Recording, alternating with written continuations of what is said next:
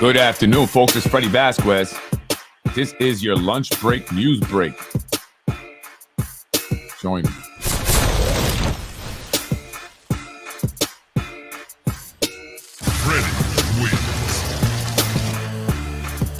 Good afternoon, folks. I am Freddie Vasquez. Happy lunch break. This is your lunch break news break. What's going on here in the city of Yonkers? Let's get a quick update for the folks who want to be in the know.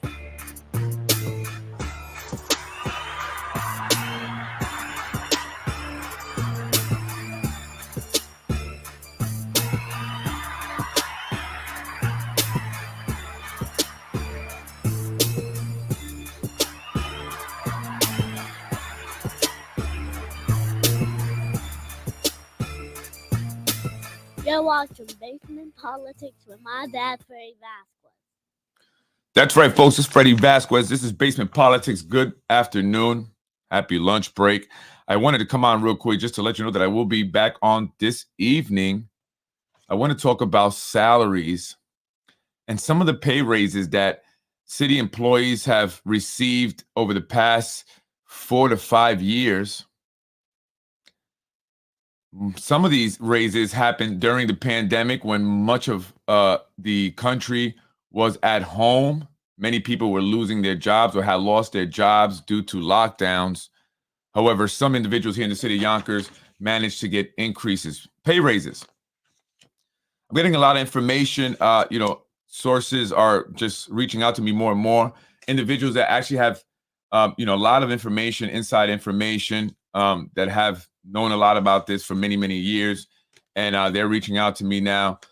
Many people have been seeing a lot of this stuff happening, and they know that it's not okay. They know that it's not right. They just never knew how to go about it. They never knew how to go about speaking up or saying something or seeing things change because they understood what could happen. They seen what would happen to individuals who did, and even to individuals that they just, didn't want there, right? Individuals that just got in the way or were in the way and it was time for them to go. They saw what happened to them. So people just played their part, kept their mouths closed. At the end of the day, I get it. The most important thing is feeding your family. You have bills to pay. I completely understand that. And that is the ultimate carrot, right? That is the carrot that is waved in front of many of our faces.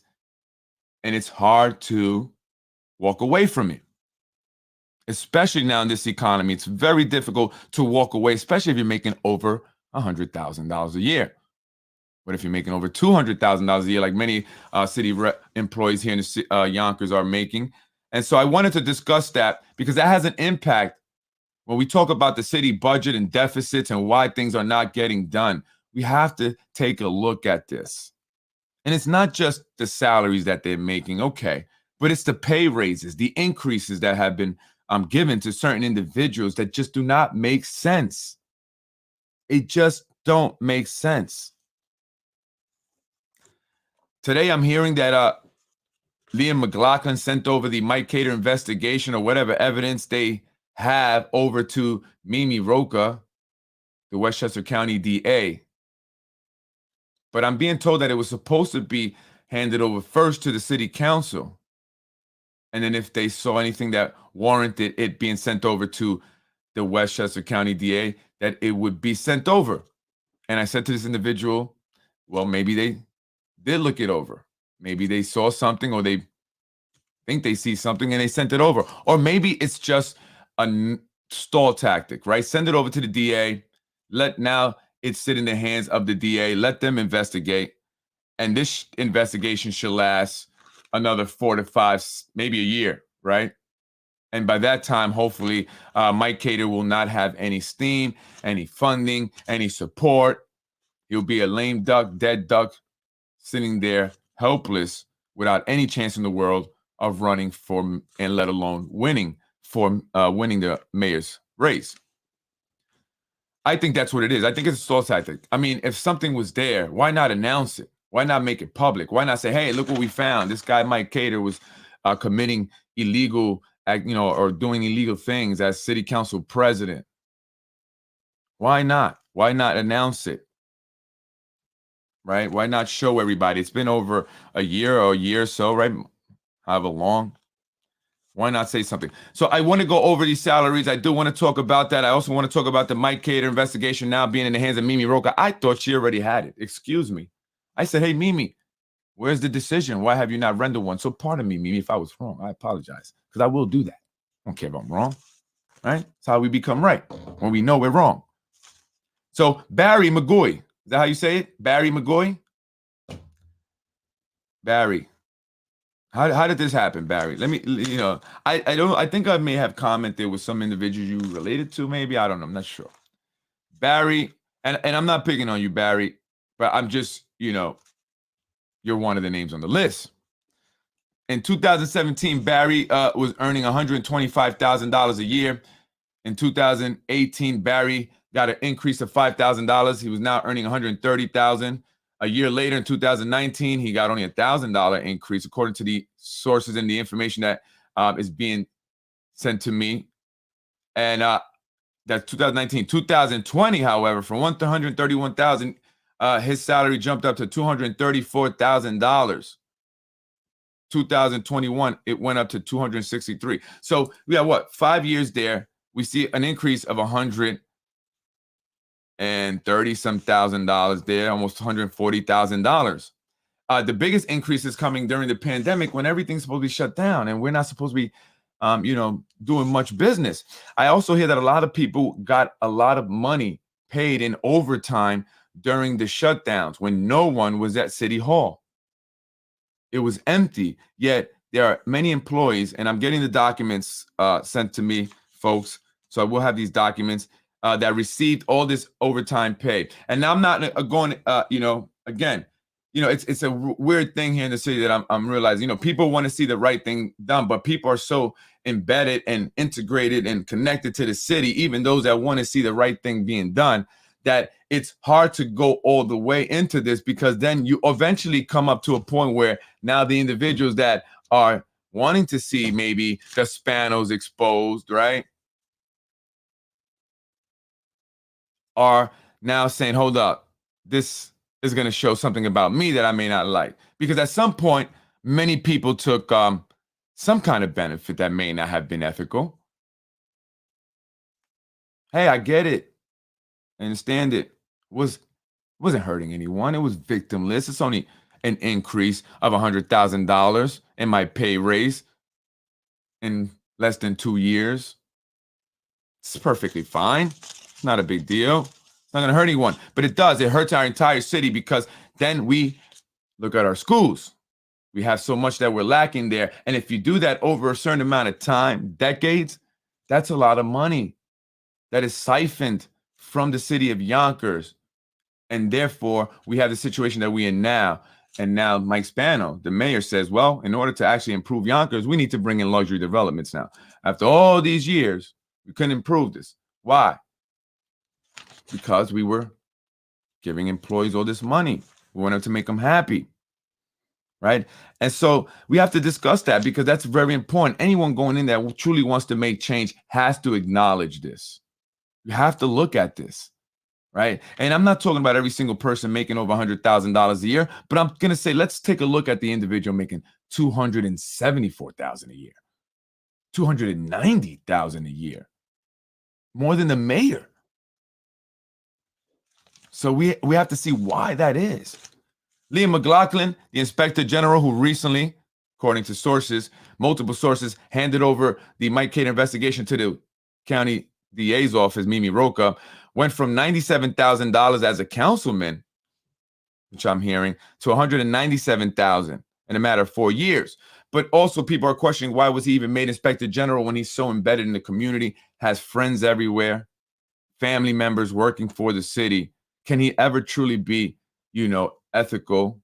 I'm sure, in his investigations, unbiased in his investigations, free of any, manipulation or corruption or whatever you want to call it, because he is tied to so many people. I mean, it's a lot of information here.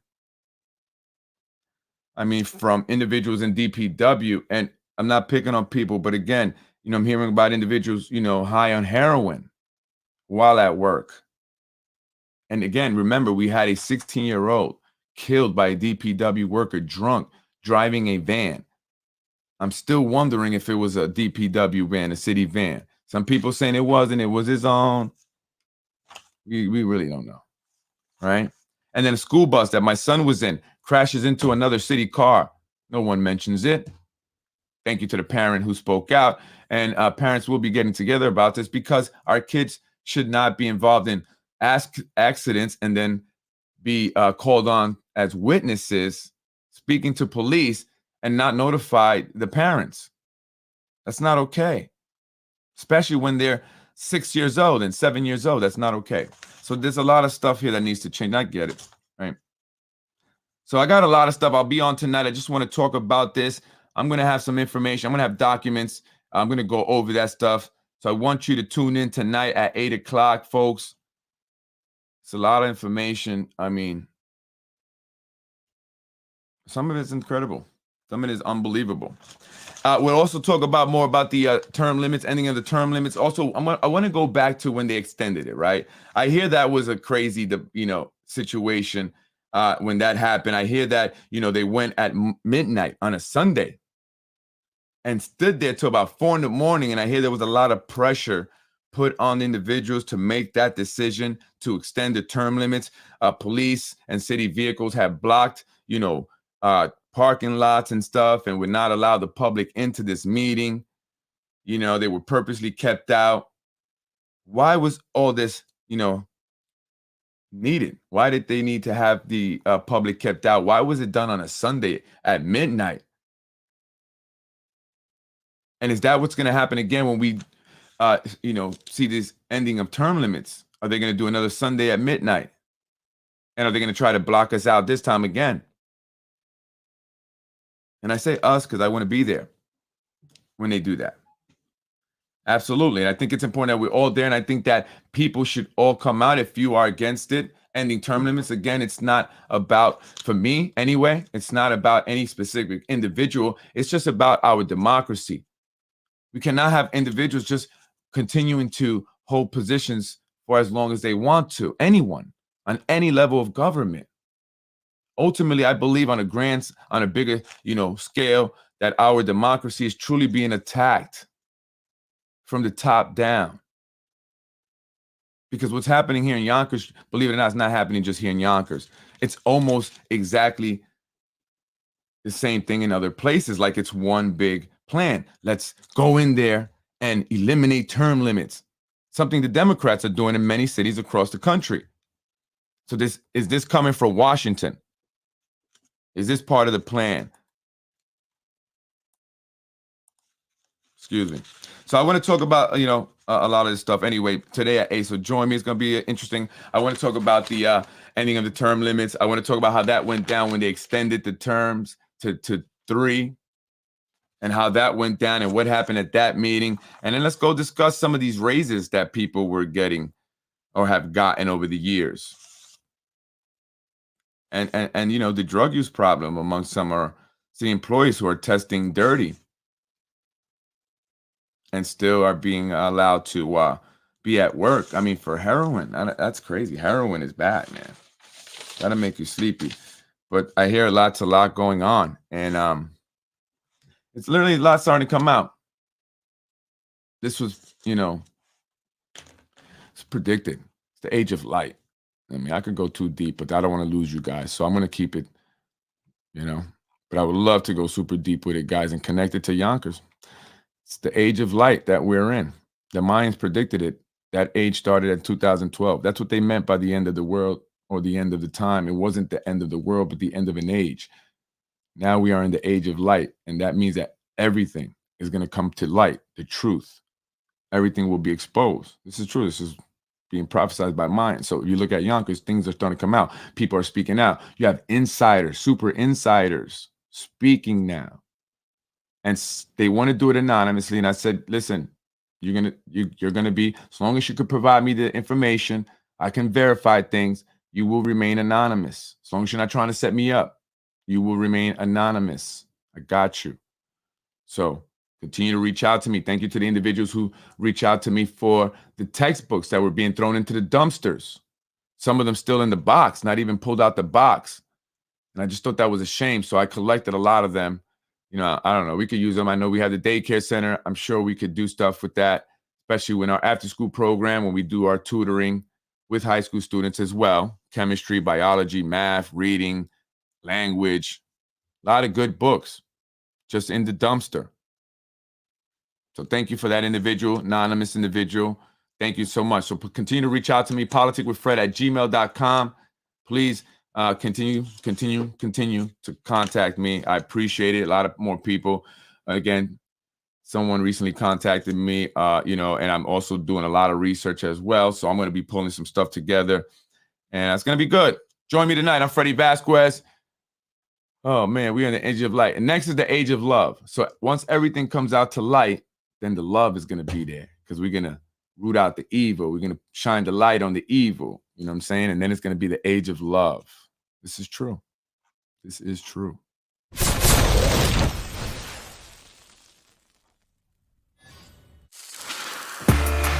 I am Freddie Vasquez.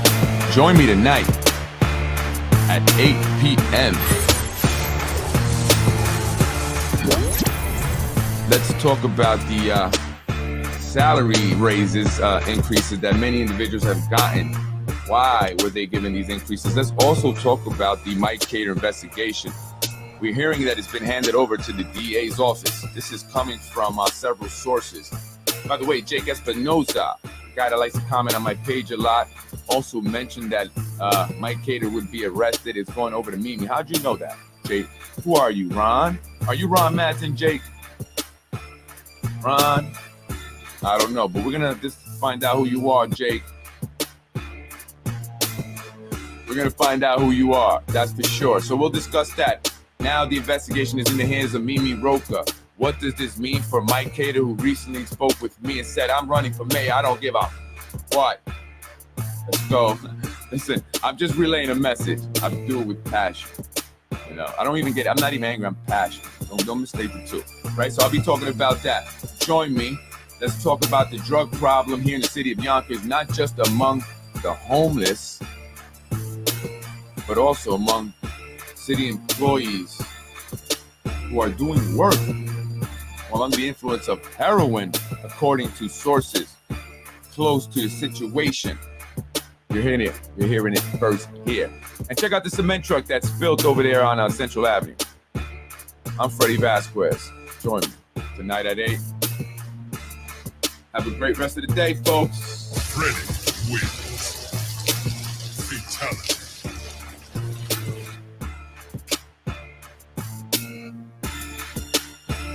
You're watching Basement Politics with my guy, Freddie Vasquez. Ladies and gentlemen, you are now tuned in to Basement Politics on. Thank you for watching Basement Politics with my husband, Freddie Vasquez. You're watching Basement Politics with my dad, Freddie Vasquez. Freddie